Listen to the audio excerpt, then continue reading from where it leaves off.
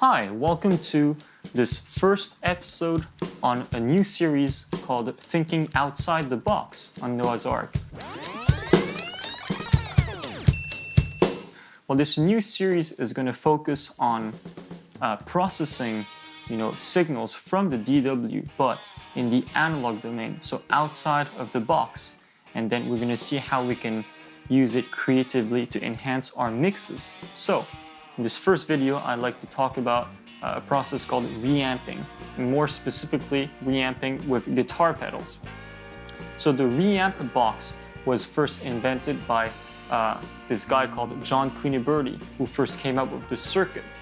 And it allowed artists such as Steely Dan to focus only on the performance by recording the signal directly, without worrying too much about the tone or how it sounds on the recording, and postponing that process to later. So, how does a Reamp box work? Well, first I'm going to explain to you how a DI box works, because these two work in conjunction and are complementary to each other. So, the DI box is going to take instrument level signals, such as a signal directly from your guitar or your bass, and it's going to convert that instrument level signal to microphone level.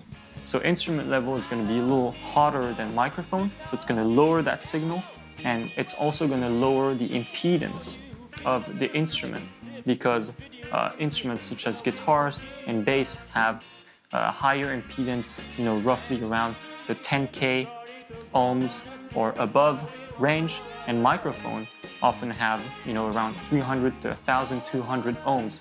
So the DI box is going to allow you to lower that impedance as well. So the DI box allows us to record an instrument like a microphone, basically. So the DI box allows us to do that, but the Reamp box is kind of the reverse, not exactly, but it's going to take a line level signal from your tape recorder or your DAW, and it's going to lower that signal to instrument level, and it's also going to match the impedance, so it's going to higher the impedance to one of a typical guitar or bass. So using these two boxes in conjunction with each other, we're going to be able to create this signal flow, the signal loop, where we're going to be able to use guitar pedals as effects. So how do we wire that loop? Well, first, we're going to take a line level signal from the audio interface, and we're going to use this kind of Reamp box.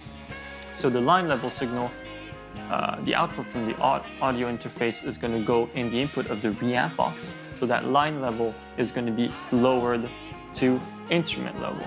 So the instrument level is going to come out from the Reamp box. Then we're going to be able to use any type of guitar pedals that we want, such as distortion or echo, delay, chorus, you name it. And then when the effects chain is over, well, the signal is still instrument level. So we're going to use this time a DI box, such as this one. We're going to take the instrument level, put that in the DI, and the output of the DI now is going to be microphone level. So what we need to do now to complete the loop is to put that signal through a preamp, and the preamp is going to higher that level to line level, like we had at the start. So there you go, you have the loop.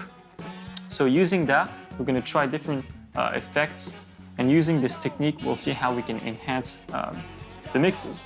So let's go.